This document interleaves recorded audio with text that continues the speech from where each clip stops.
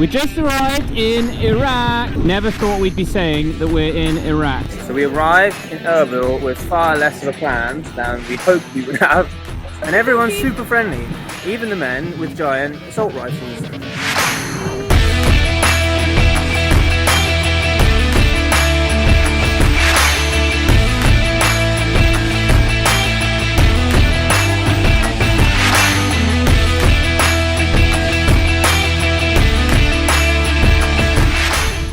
Iraq, Turkey, Iraq, Turkey, Iraq. Here we go, Lucy. We're going in.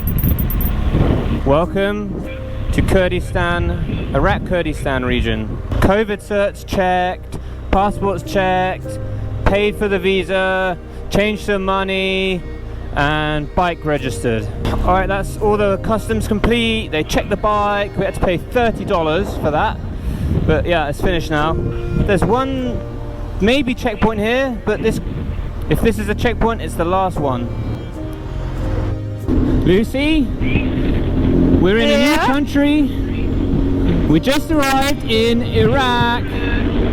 We're in Kurdistan, Iraq. We're in Kurdistan, Iraq. I think this is country number 17. Iraq is split into two parts.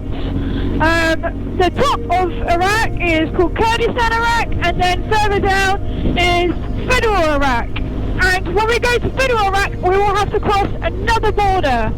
It feels very strange to be here, doesn't it? Yeah, a bit surreal. Yeah. Never thought we'd be saying that we're in Iraq. Definitely never thought we'd be saying we've rode a motorbike to Iraq. Yeah. Right, we're headed straight to Erbil. It's about 2.5–3 hour ride. We're coming through our first big city here in Kurdistan, Iraq. And there's a lot of development going on, isn't there? Yeah, lots of buildings going up. Yeah, a few huge big buildings, look like some condos and massive office blocks. Kurdistan, Iraq has these quite wide highways where it's a bit of a free-for-all, to be honest. There's lines that you can kind of see, but people are just all over the road. And I think the best way to adapt to that is just assimilate a little bit and drive somewhat like the locals do, but as safe as you can. We've had a few of these checkpoints now. Not really been properly stopped yet before though, have we? No, just a hello. Let's see.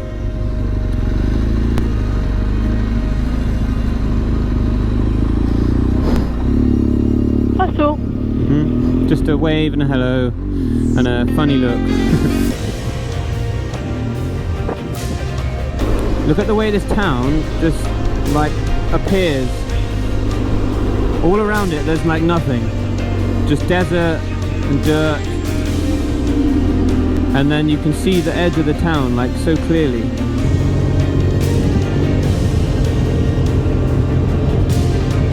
Erbil.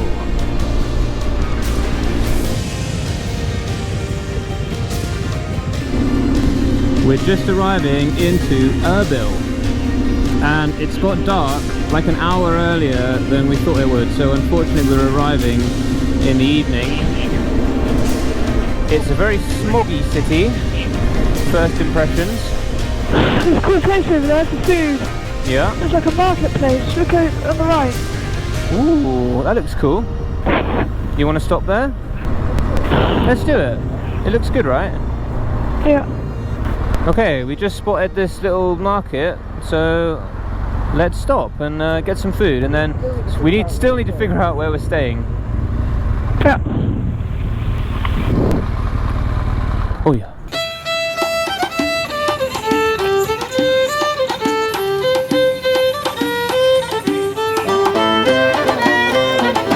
First meal in Iraq is meat kawama.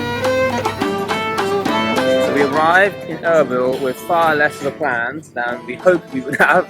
We've been trying, last minute, we've been trying to arrange our accommodation kind of throughout the day, trying to find a couch surfing host, but we were not successful in doing that. But we've been communicating with the Iraqi bikers, they suggested a hotel, and also the guy that we met up at Nemrut in Turkey.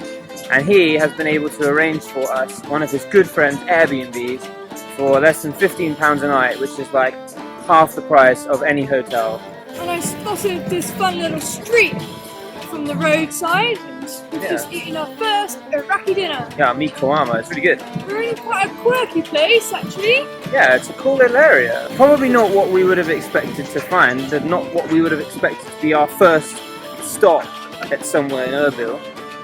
Yeah, pleasantly surprised so far. And everyone's super friendly, even the men with giant assault rifles. This is our Airbnb for tonight, our first night in Erbil. The guy doesn't really do Airbnb. Air conditioning. Hole in the window. But I think we're his first guests. Hey! So we had a couple of, I suppose, realizations again about Iraq. Like, we arrived here and he showed us around the place and he's telling us all these things, and he said, so the mains power isn't on right now because it's always just on and off. Oh, there's Lucy. So yeah, the mains power is off and it just goes off randomly and you don't know when it'll be on and off. But they have a generator, which is why the lights are on. And he asked about Baghdad, and we said, yeah, we will go there because we have to get through to Jordan. And he sort of said, okay, that's it's a bad time in Baghdad right now because there are demonstrations. Apparently a new government was elected like 10 months ago, but there's still no new government, so people are pretty unhappy. So yeah, it's just little things like that that keep us on edge a little bit more, in a good way, I think. On our toes. Yeah, keep us on our toes. So when we're traveling through this country, we need to remember that there are some risks. But we're going to meet lots of local people like Sardin, whose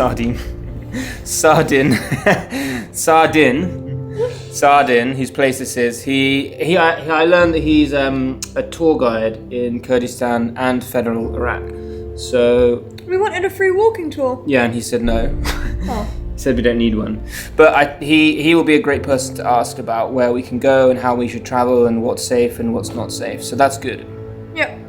Cool. All right, now it's been a very long day and it's time for bed, right? Yep. Join us again in the next episode as we explore the markets and mosques of Erbil city and literally break bread with an Iraqi biker.